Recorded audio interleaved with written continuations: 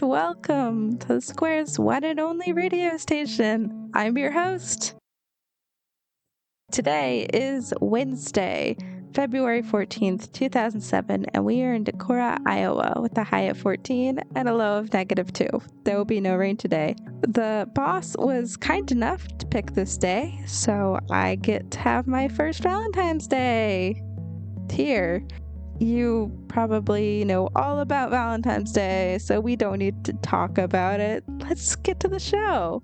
Orpheus was a gifted musician, so gifted that he was given a golden lyre from Apollo, the god of music himself. Orpheus also fell in love with a woman named Eurydice, and she loved him back.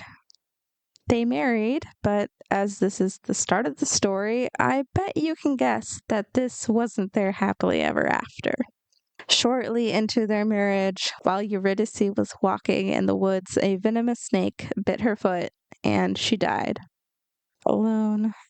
When Orpheus finally found her body, he mourned her in the only way he knew. He played music. A song so beautiful and heart-wrenching, it filled the heavens with sorrow. Apollo heard the song and decided to help Orpheus.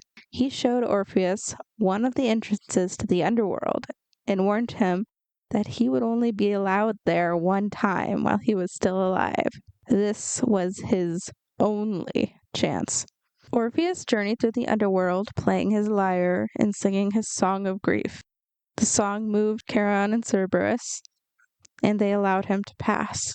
As he walked through the gray landscape, the souls wept at his song. Tantalus forgot his hunger and thirst for that brief moment, and Sisyphus took a break from rolling his stone to listen to the music. Most importantly, Hades and Persephone were so moved that they agreed to let him take Eurydice back to the land of the living under one condition.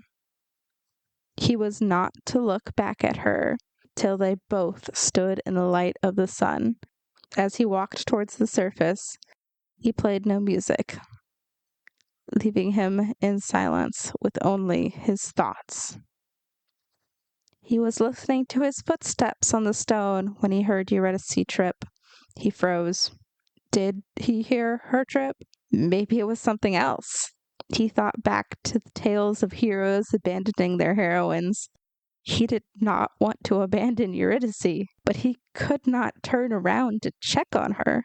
He waited for some kind of reassurance that she was okay. Each minute that he waited felt like an hour as he strained to hear any sign of her. But eventually, he had to keep moving.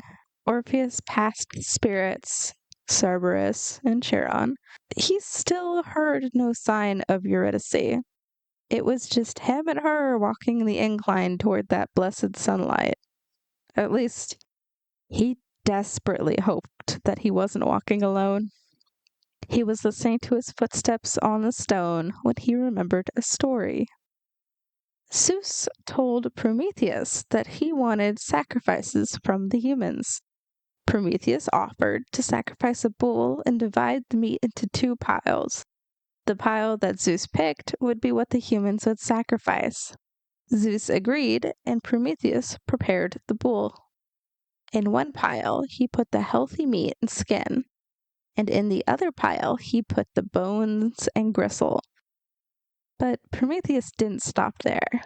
He covered the desirable meat with the bull's guts and stomach, the real smelly stuff. Then he covered the undesirable pile of bones with the fattiest meat. When it came time to choose, Zeus picked the fatty pile without hesitation. When he discovered he had been tricked, he was too embarrassed to go back on his decision. As Orpheus pondered the story, he had a terrible thought. What if he was being tricked? What if there was no one behind him? What if the rulers of the underworld were playing a cruel joke on him? He could always check. But if it wasn't a trick, then he definitely would be leaving without Eurydice. He decided that since this was his one chance, he would just have to risk being a fool for the chance to see his wife again. He kept walking. He was listening to his footsteps on the stone when he saw the sunlight ahead of him. He hurried his pace, anxious to get to the surface. When he exited the tunnel, he felt relief as the sunlight warmed his skin. He had made it. He spun around to embrace Eurydice, but he didn't see a smiling face like he expected. Her look of horror. She was still in the shadows. Orpheus leapt towards her, trying to grab her and pull her into the sun, hoping it wasn't too late. But she was already fading away. Orpheus could only stand there and listen to her goodbyes echoing off the walls of the cave that they had almost escaped. This was my request. I thought it was fitting for today. It's so easy to listen to the story and say that you wouldn't make that mistake. And maybe that's true. But you'll never know.